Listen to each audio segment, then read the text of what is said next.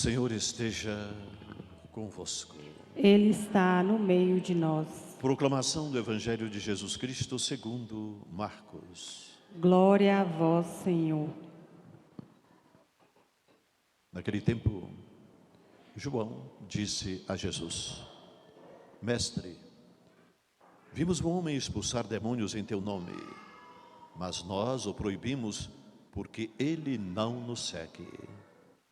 Jesus disse: Não o proibais, pois ninguém faz milagres em meu nome para depois falar mal de mim.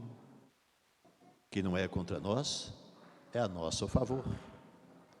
Em verdade eu vos digo, quem vos der a beber um copo de água, porque sois de Cristo, não ficará sem a sua recompensa. E se alguém escandalizar um destes pequeninos que creem, melhor seria que fosse jogado no mar, como uma pedra de moinho amarrada ao pescoço. Se tua mão te leva a pecar, corta.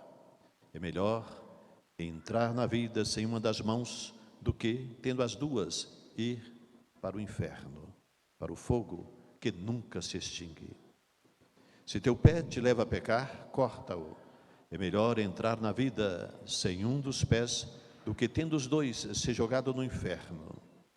Se o teu olho te leva a pecar, arranca-o.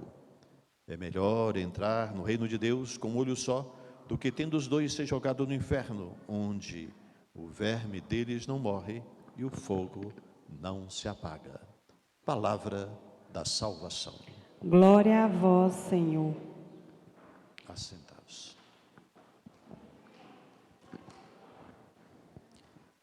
A lei do Senhor Deus é perfeita. Orienta e dá vigor. Santifica o seu povo ao longo do caminho. A lei do Senhor Deus é perfeita. Assim, irmãos e irmãs, sintetizamos a mensagem de hoje, enquanto nos reunimos como igreja e celebramos o 26º domingo do tempo comum, sempre atentos à palavra do Senhor, para que assim, reabastecidos, possamos dar continuidade à nossa caminhada de fé. Por isso, sempre atentos aos céus, já que é para lá que caminhamos. Daqui não somos cidadãos, mas os altos céus. Então, tempo e mais um pouco de tempo, mas é tempo de fazer com que este tempo que nos é dado viver seja frutuoso e que os frutos sejam de salvação, para que quando chegado o dia tão esperado, possamos com dignidade nos aproximarmos para o grande banquete, o banquete celeste. Daí é preciso considerar a palavra do Senhor como regra de vida, como luz a iluminar o nosso caminhar, para que pouco a pouco possamos ressurgir das trevas e, sob a luz divina, celebrar a verdade que liberta. E assim, santificados, estaremos vivendo a nossa vocação. Jesus insiste: sede santos, porque o vosso Pai que está nos céus é santo. Daí os textos que acabamos de escutar. Dada a importância dessa palavra que ouvimos e agimos em conformidade com ela, todos somos chamados a partilhá-la como proclamadores da mesma palavra que ouvimos e acolhemos com fé. Chamados todos E assim estaremos colaborando para com o crescimento do reino de Deus. Daí os textos que acabamos de escutar. O primeiro proclamado, extraído do livro dos Números. Moisés liderava e havia recebido o Espírito para agir sempre em conformidade com Deus, considerando todo o povo. Quis Deus partilhar do mesmo Espírito a outros tantos, dando a entender aí que todos são chamados a colaborar. E 70 foram aqueles agraciados pelo mesmo Espírito, tendo em vista colaborar com Moisés na caminhada de libertação daquele povo. Entre os 70 agraciados, somente 2 perseveraram, Eldad e Medad. Entretanto, isso foi o bastante para chamar a atenção de todos, e um jovem se posicionou diante de Moisés, reclamando: alguém está agindo da mesma maneira que você, Moisés. Alguém está profetizando. Como pode? E Josué toma a palavra, acrescentando: Moisés, meu senhor, manda que eles, Eldad e Medad, se calem. E a resposta de Moisés desconcerta Josué e todos ali. Uma resposta descentralizadora, apontando para a universalidade da salvação, que deve chegar a todos, e que assim é uma questão de corresponsabilidade, facilitar que todos tomem posse da salvação de Deus. Daí a resposta de Moisés: tem ciúmes por mim? Quem dera que todo o povo do Senhor fosse profeta. Quem dera que todos evangelizassem. O texto último, Jesus é chamado a atenção por João, o discípulo amado, em se tratando de alguém que vinha agindo em seu nome, chegando a expulsar demônios. E João, envaidecido, pensando ter feito de melhor, disse a Jesus: nós o proibimos porque ele não nos segue. Ou seja, apesar de estar agindo em seu nome, apesar de estar fazendo bem, não pertence ao nosso grupo, não celebra conosco o caminho, não é um dos nossos. E a resposta de Jesus, muito parecida com a de Moisés: não proibais, pois ninguém faz milagres em meu nome depois de falar mal de mim. E assim, Jesus dá a entender que todos são chamados a colaborar.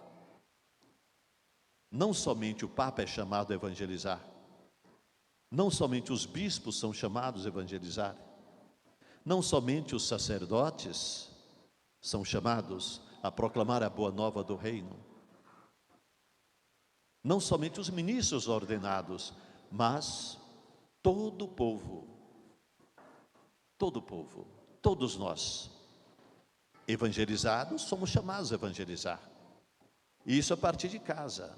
E isso acontece, e às vezes a gente nem se dá conta. O pai começa a evangelizar o filho, a mãe começa a evangelizar o filho. Às vezes o esposo evangeliza a esposa e vice-versa. Às vezes os filhos adiantados terminam por evangelizar os pais. E de repente nós vamos estendendo essa rede, vamos lançando as redes do reino para águas mais profundas. De repente um vizinho, de repente dois, de repente uma pequena comunidade. Então não somente o padre, não somente os ministros ordenados, mas quando transmitem na certeza de que aqueles que recebem irão dar continuidade a essa transmissão. Então todos, não precisa pertencer a este ou aquele grupo, não precisa ser ministro ordenado. Todos, insiste Jesus. O texto segundo, extraído da carta de São Tiago. Tiago vinha percebendo de que muita gente se enricava ilicitamente, explorando, roubando. A riqueza de muitos era fruto de uma corrupção continuada. E Tiago se sentiu incomodado com aquilo, porque muita gente vinha acumulando e pensava que ali estava garantida a vida e vida eterna, vivendo luxuosamente, entregues à boa vida, disse o apóstolo.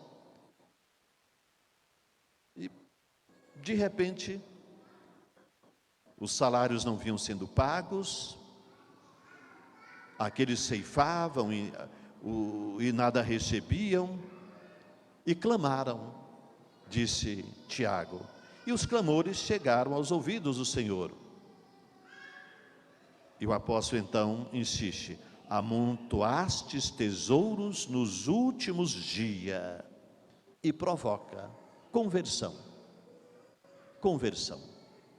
É preciso sensibilidade, é preciso compaixão, é preciso agir com humanidade, é preciso considerar o outro como irmão que colabora e ser justo e considerar o grande mandamento do amor, traduzido na caridade, porque senão tudo apodrece. E Jesus acrescenta: do que adianta o homem ganhar o mundo inteiro? Do que adianta se perder a sua vida? E destaca: o reino de Deus em primeiro lugar. O reino de Deus em primeiro lugar.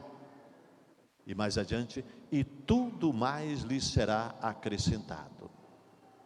Então aqui vem: e agora ricos, chorai e gemei, por causa das desgraças que estão para cair sobre vós. Até nos assustam. Será que sobre todo rico desgraça cairá? Isso seria uma leitura fundamentalista? Cairíamos no radicalismo se fôssemos por aí? Claro que aquele que acumula, sim, o rico que acumula a usura, a ganância, aquele que para subir na vida, aquele que para se enriquecer pisa no outro, causa desgraça na vida de tantos e tantos e tantos, esse sim. Agora aquele que tem empresa, aquele que tem condições de dar emprego, aquele que acolhe, aquele que colabora, aquele que partilha, aquele que faz com que a sua riqueza seja oportunidade para ajudar aos demais, para ajudar os mais pobres. Aí vem bem-aventurados, não é?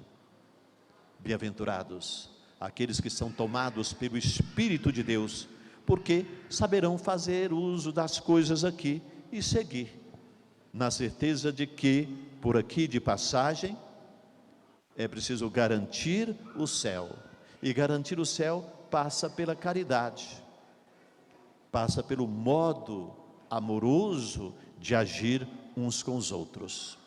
Então vamos destacar mais uma vez aquilo que é síntese nesse domingo, levando para casa e procurar fazer disso aí palavra iluminadora da semana. A lei do Senhor Deus é perfeita. orienta e dá vigor. Oportuniza ao povo de Deus santificação.